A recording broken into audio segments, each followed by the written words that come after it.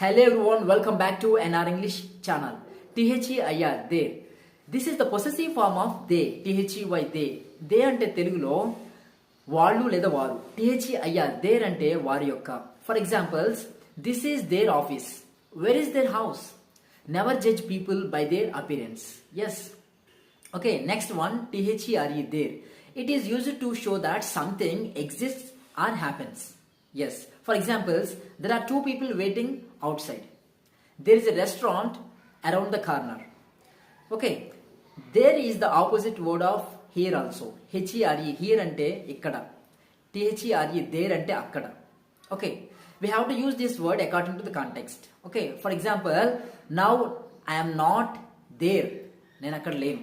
Okay. Here THEIR, there. THERE, there. Same pronunciation but difference in spelling and meaning. We call like these words are homophones. Thanks for watching.